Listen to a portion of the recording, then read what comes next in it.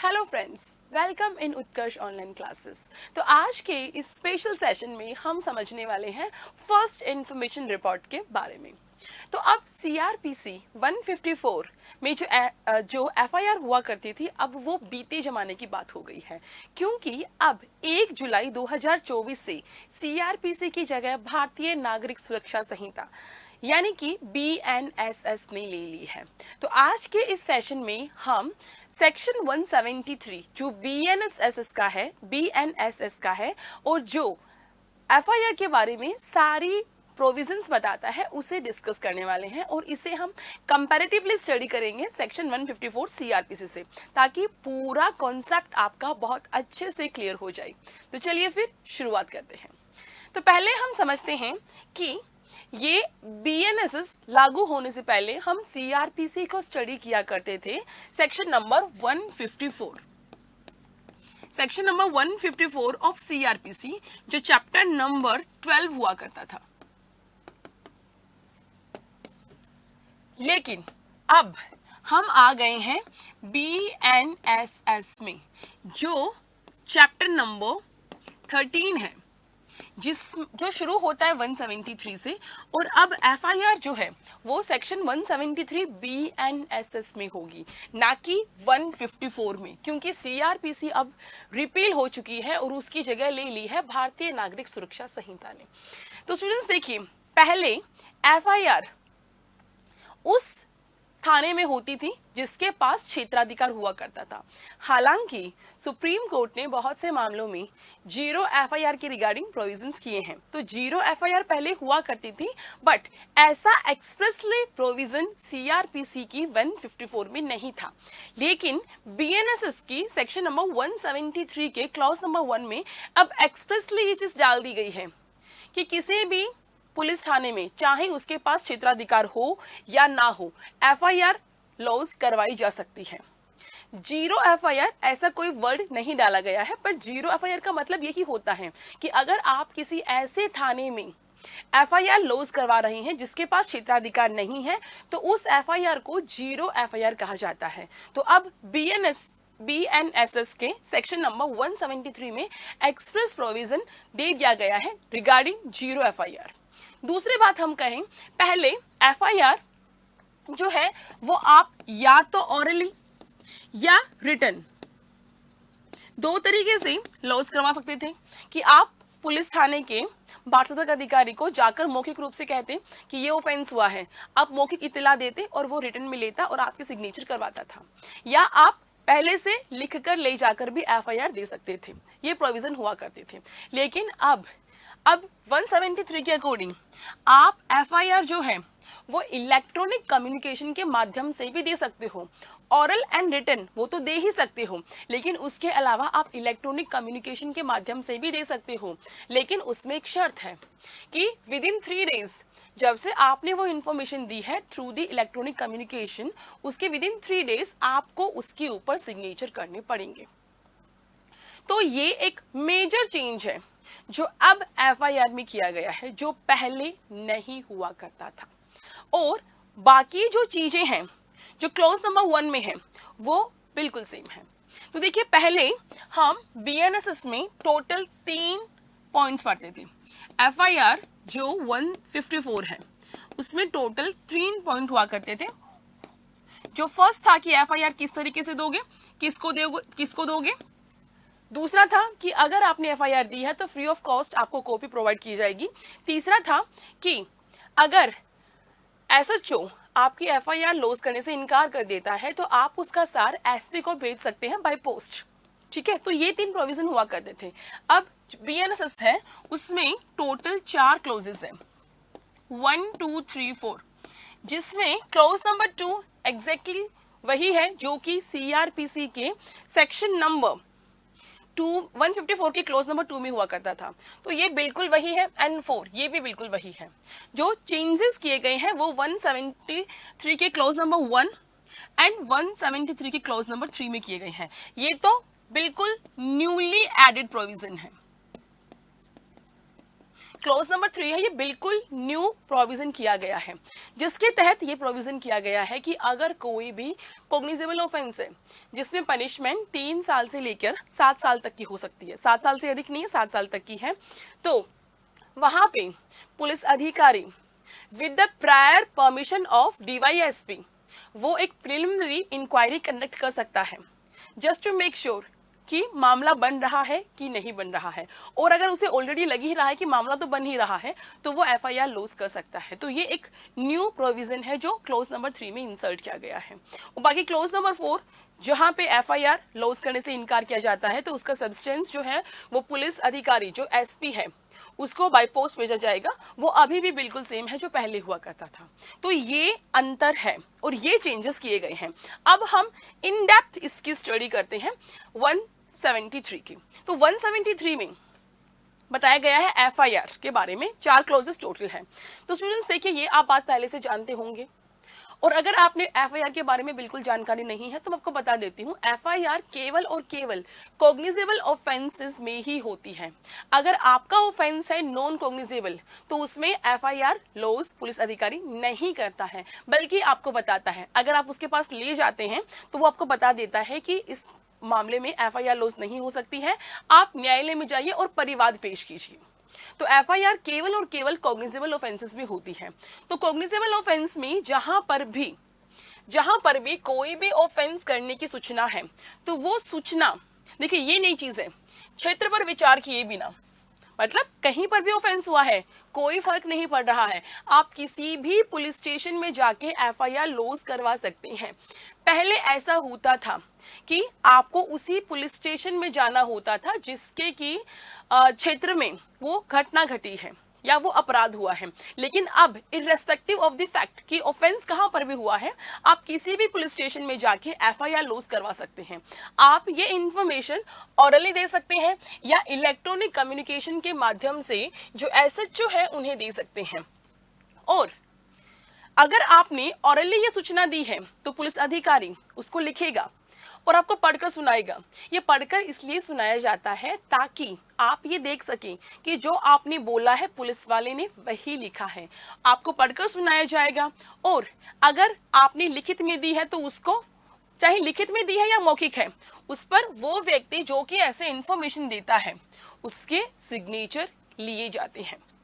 दूसरा प्रोविजन ये है कि अगर आपने इलेक्ट्रॉनिक कम्युनिकेशन के माध्यम से एफआईआर लॉज करवाई है, जो कि एक नया प्रोविजन है जो सीआरपीसी 154 में नहीं था, तो अगर आपने इलेक्ट्रॉनिक कम्युनिकेशन के माध्यम से अगर आपने एफआईआर लॉज करवाई है तो उस केस में जिस भी व्यक्ति ने वो इंफॉर्मेशन दी है उसके 3 दिन के भीतर विद इन 3 डेज उसके ऊपर उसके सिग्नेचर किए जाएंगे। ये एक नया प्रोविजन है जो सीआरपीसी बीएनएसएस के 173 में इंसर्ट किया गया है। ठीक है, बाद में ये जो इंफॉर्मेशन आपने दी है उसको ऐसी पुस्तक में जो कि प्रिस्क्राइब फॉर्म में होती है उसमें मेंशन कर लिया जाएगा। उसके बाद में हम बात करते हैं प्रोवाइजो के बारे में। तो देखिए, अगर ऑफेंसेस है जो कि महिला के अगेंस्ट है और सेक्सुअल ऑफेंसेस है, तो उस केस में जब एफआईआर लॉज करवानी होती है तो वो पुलिस स्टेशन की बजाय, पहली चीज ये है कि वो एफआईआर जो है वो महिला पुलिस अधिकारी या महिला अधिकारी के द्वारा ही अभिलिखित की जाएगी, ताकि वो महिला जिसके साथ में कोई ऑफेंस हुआ है वो किसी भी प्रकार के हरेसमेंट का शिकार ना हो, ताकि पुलिस वाला उसे अलग अलग प्रकार के क्वेश्चंस ना पूछे। इसलिए महिला कंफर्टेबल फील करेगी अगर कोई महिला पुलिस अधिकारी, या अगर महिला पुलिस अधिकारी अवेलेबल नहीं है तो महिला अधिकारी ही उस एफआईआर को लॉज करेगी। कौन से मामले में? ये देखिए, ये BNS की सेक्शन है, भारतीय न्याय संहिता की सेक्शन है।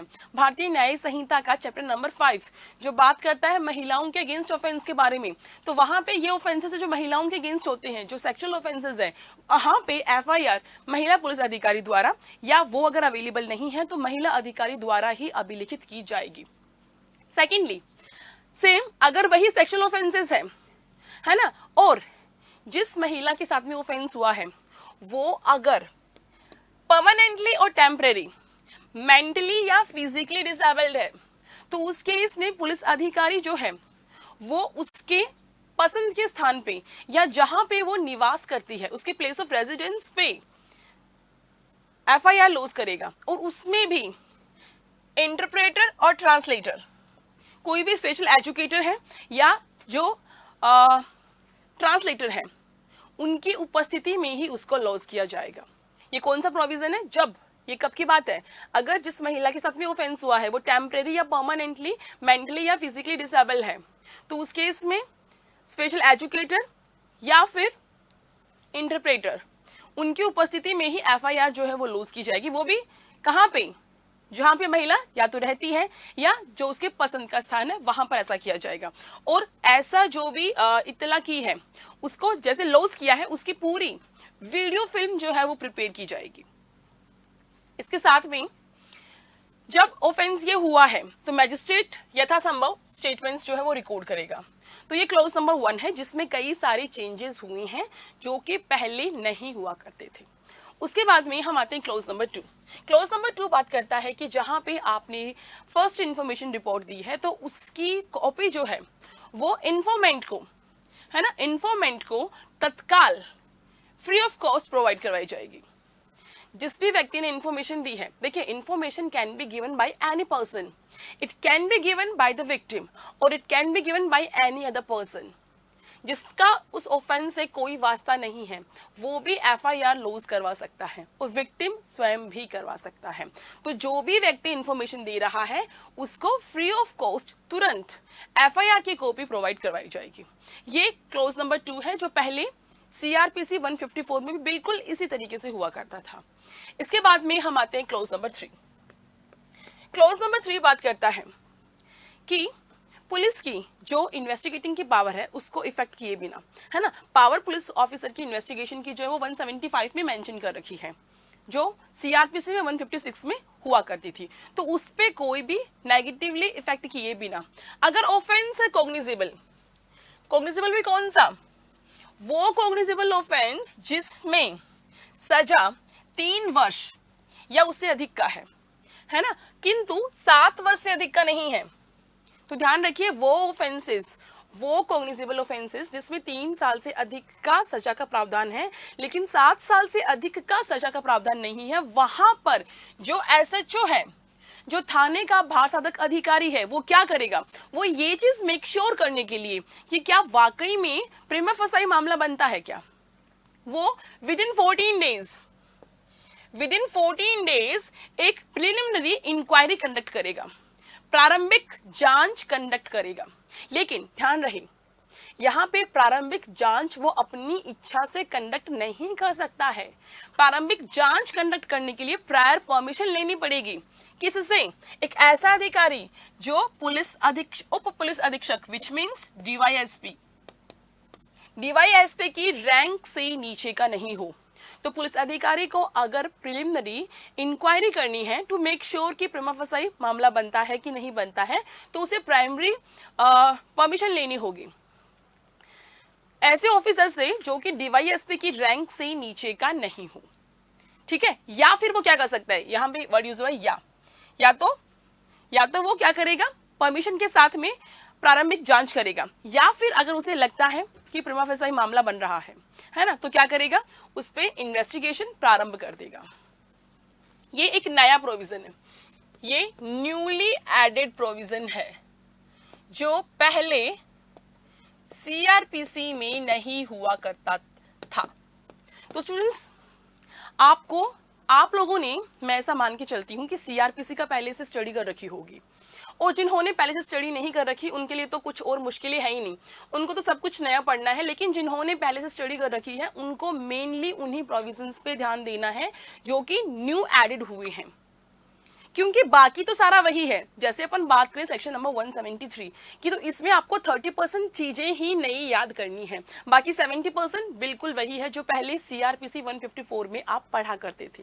तो क्लॉज नंबर 1 में कुछ चेंजेस है जो आपको देखने हैं, जो बेसिकली किसके बारे में, जीरो एफआईआर के बारे में, जो एक्सप्रेसली प्रोविजन किए हैं, इलेक्ट्रॉनिक कम्युनिकेशन के बारे में, मेनली यही है।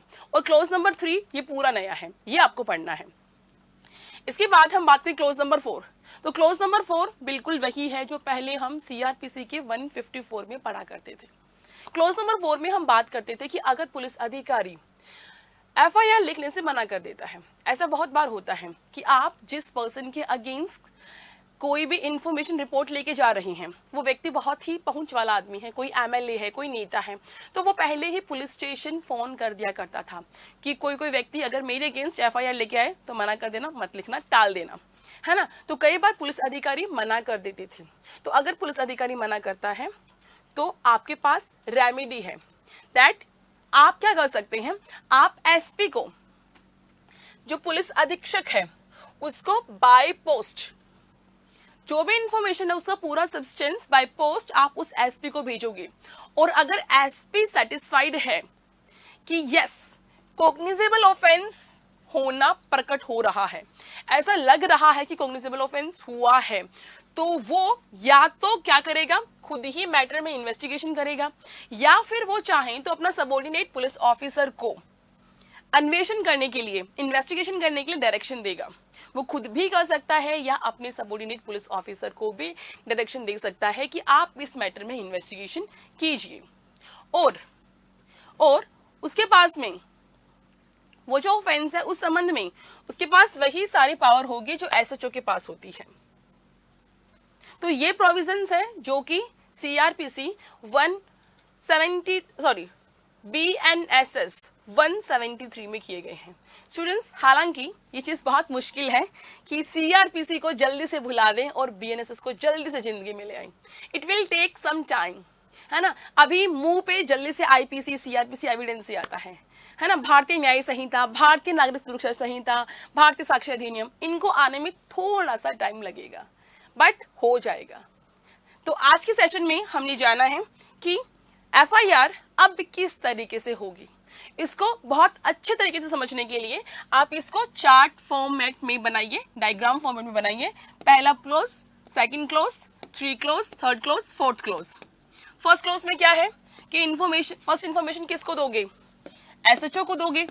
किस तरीके से दोगे, या तो ऑरली या फिर इलेक्ट्रॉनिक कम्युनिकेशन के माध्यम से। और वो उसपे भी क्या होगा, उसपे भी ये भी क्या होगा, साइंड विद इन 3 days। ठीक है, साथ ही साथ यहां लिख लेना 0 एफआईआर। बाकी चीजें क्या है, वही जो पहले हुआ करती थी। क्लोज नंबर 2 में क्या है, फ्री ऑफ कॉस्ट कॉपी देनी है, कॉपी ऑफ एफआईआर। किसको, जिसने इंफॉर्मेशन दी है, चाहे वो विक्टिम हो या इन्फॉर्मेंट हो। तीसरी में क्या है, तीसरे में कॉग्निजेबल ऑफेंस है, वो भी कौन सा, 3 साल से अधिक का, 7 साल से कम का। उसमें क्या करनी है, प्री इंक्वायरी। कौन करेगा, एसएचओ करेगा। कब करेगा, with the prior permission of DYSP.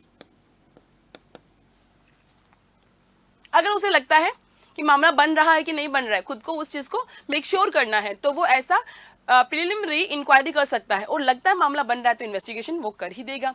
Fourth में क्या है, अगर रिफ्यूज किया जा रहा है, if SHO refuse then substance of FIR to SP. SP क्या करेगा, एसपी इधर इन्वेस्टिगेट, अगर उसे लगता है मामला बन रहा है तो खुद इन्वेस्टिगेट करेगा, है ना, या फिर क्या करेगा, डायरेक्ट टू सबऑर्डिनेट,